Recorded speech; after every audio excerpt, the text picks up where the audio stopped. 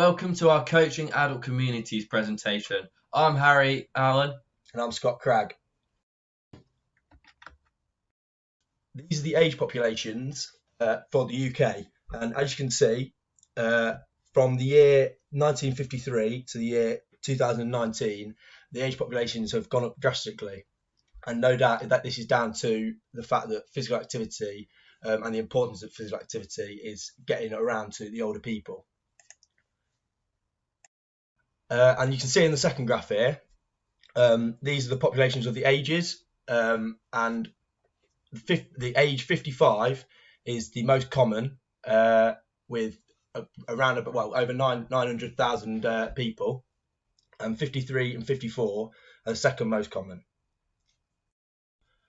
And as you can see here on this table, you can see that the estimations have also gone up a lot. Again, this will be down to the fact that physical activity, it keeps you nice and healthy, and as the people do more physical activity, they're going to be staying alive for more.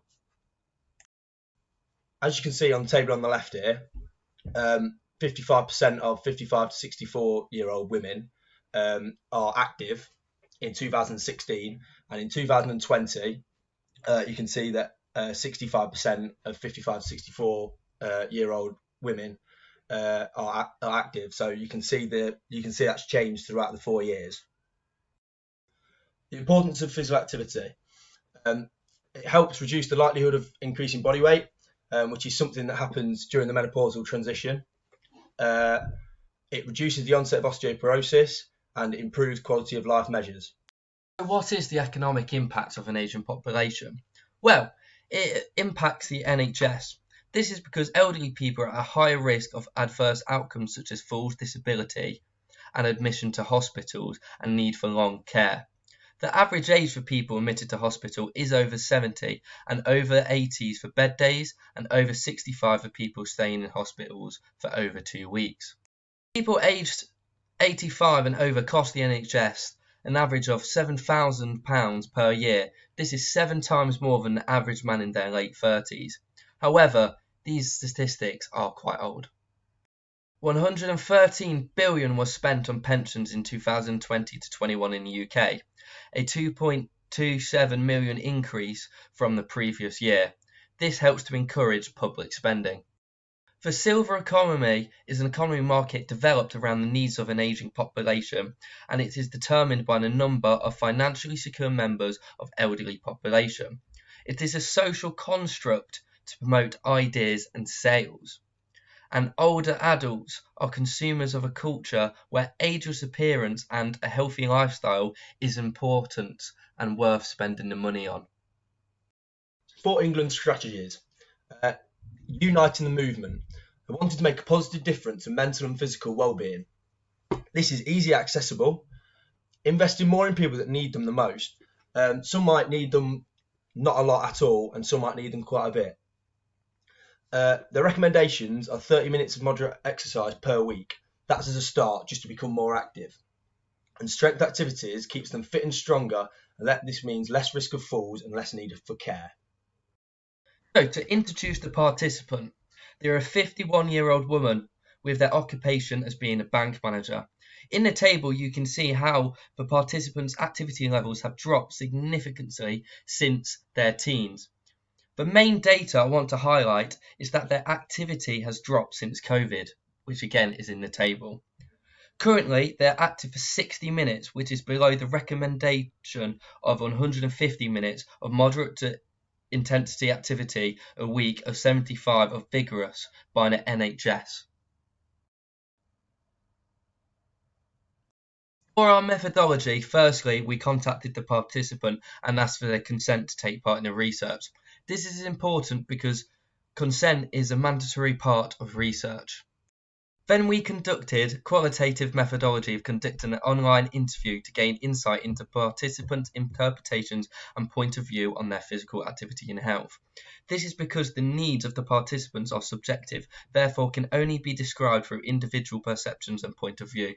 The interview was semi-structured to allow the interviewee a certain degree of flexibility to express their opinions and further develop any of their answers in which a more structured interview does not allow for. You can see some of the questions on screen. Overall, an interview gathers honest perceptions of the participants' activity levels, diet, injuries, and prior experiences to sport to give us a better understanding of their needs. Post-interview, we conducted thematic analysis as it is a common and effective method to analyse quantitative data. It allowed us to analyse the interview's transcript highlighting key themes and patterns. This helped focus our research on specific motivations and barriers the participant has within their physical activity. And from finding these key factors, it allowed us to plan and design an effective action plan and recommendations based on informed client needs. Finally, we reviewed our key findings and themes against literature. This allowed us to get a better understanding behind the participants' motivations and barriers, therefore making our recommendations more effective as they are client-orientated, putting their needs at the forefront of our design. Participants' motivations to become more active, to become and stay fit and healthy, to improve body image. The participant joined Slimming World to improve their body image, as body image can be a constraint to women's leisure. Wanting to improve body image is not a good thing as to why it should be a motivation to become more active. It should be something that you want to do because you want to stay fit and healthy.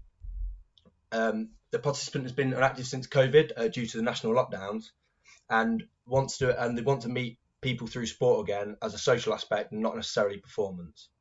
So the social side of sport. Participant wants to meet people through sport again. She has satisfaction from talking to people and meeting new people and meeting up with her friends.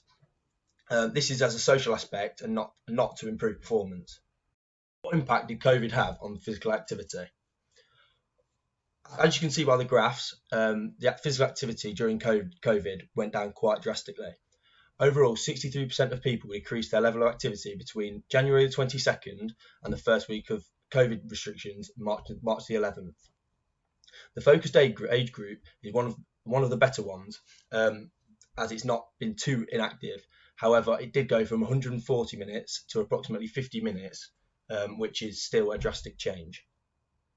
Behaviour change due to COVID. As you can see on this diagram, there are 9 drivers of behaviour change. We are focusing on surroundings and social norms. With surroundings, people in the same household may not be very active. Therefore, it may be a lack of motivation for you. So therefore, you may not be very active during the COVID situation.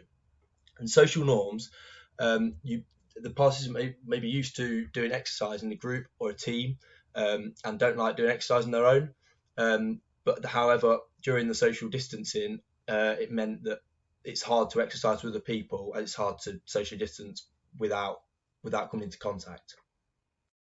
So what are some of the barriers our participant may face? One barrier our client has is their work. This is because they work in a demanding job which requires them to be sat at their desk for long periods of time. They said it should be 8.25 hours a day. However, in reality, it's 12 hours a day. And I'm literally at my desk for 4 hours on a WebEx meeting. Working long hours impacts their energy levels, leading the participant to often feeling too tired to exercise after work. It is also important to consider that they are a working mother, and working mothers must balance their work, family, as well, which often means exercise takes a backseat. Another barrier is several previous injuries and current injuries the participant informed us about. They suffered a broken toe, which impacted their confidence. So it's important to consider that the client's confidence is low, meaning they may require lots of encouragement. They have reactive arthritis, and this limits the amount of activity they can sometimes do due to joint pain. One more injury is that they have damaged nerves in one of their toes. They quoted, "It impacts my ability to do things for long periods of time." They explained that their toe causes them pain and discomfort in most footwears, but it quickly goes once pressure is released. So, Serious injury can lead to significant reduction in physical activity levels. The recommendation should consider shorter activity types.